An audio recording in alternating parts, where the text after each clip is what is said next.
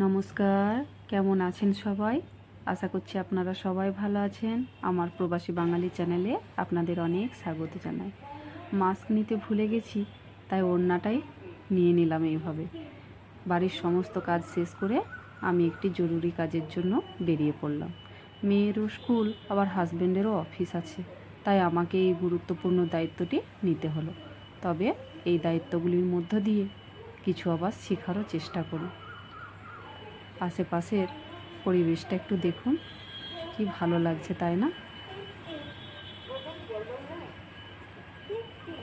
কাজটি শেষ হলে আমি যত তাড়াতাড়ি সম্ভব বাড়ি ফেরার চেষ্টা করব। চলুন তাহলে আমি বাড়ি ফিরে আবার আপনাদের সাথে দেখা করছি।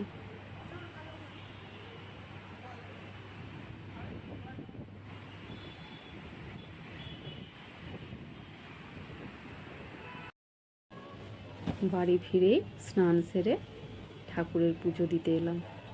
আমাদের গাছে যে বেদানাটা হয়েছিল না, প্রথমেই ভগবানকে প্রসাদ হিসাবে নিবেদন করলাম। পুজো শেষ হওয়ার সাথে সাথে গোমাতাকে দেখারও সুযোগ পেলাম। তবে মাঝে মধ্যেই গোমাতাকে সাজিয়ে এভাবে নিয়ে আসেন ওনারা।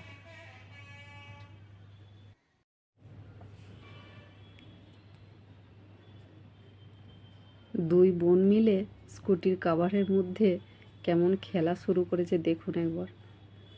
রাস্তার লোক দেখাও হচ্ছে, আবার খুনসুটিও হচ্ছে।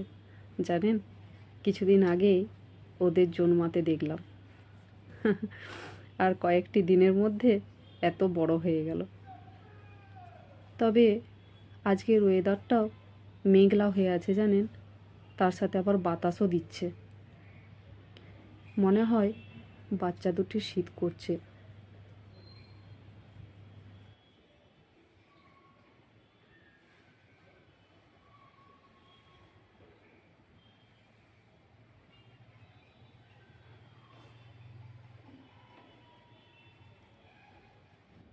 গাছের এই শুকনো পাতাগুলি দেখে খুব কষ্ট হয়। কয়েক মাস আগেই দুটি বীজ পুঁতেছিলাম, তার থেকেই চারা হলো, আস্তে আস্তে বেড়ে উঠল, শাখা প্রশাখা মিলল, সব শেষে বার্ধক্যে পা দেওয়া। মানুষের বয়স হলে যেরকম চামড়া কুঁচকে যায়, সেই রকমই গাছের শুকনো পাতাগুলিও আজ খসখসে হয়ে গেছে। জানেন, একবার ভাবি প্রকৃতির নিয়ম কত সূক্ষ্ম। সমস্ত প্রাণীকুল বা গাছপালা একটি নিয়মের মধ্যে আবদ্ধ, এর কোনো বিকল্প নেই, তাই না? চলুন এবার ভেতরে যাই, মেয়েকে আবার আনতে যেতে হবে। আজ আবার ক্যারাটে ক্লাসও আছে। মেয়ে আজ স্কুল থেকে এসেই বায়না নিয়েছিল বিকালের টিফিনে আজ চিকেন কাবাব খাবে, তাই আসার পথে একটু কাবাবও নিয়ে নিলাম। ভালো লাগছে মা? খুব ভালো লাগছে এটা।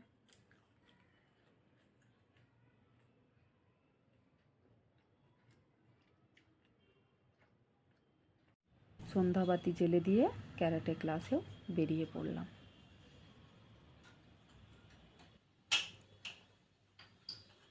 বাই করো না, বাই। চলো।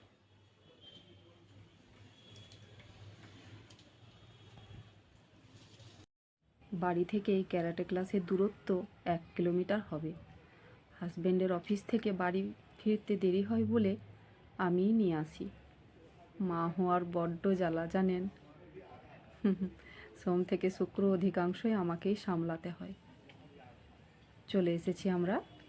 চলুন তাহলে ভিডিওটা আমি এখানেই রাখছি। আপনারা সবাই ভালো থাকবেন, সুস্থ থাকবেন।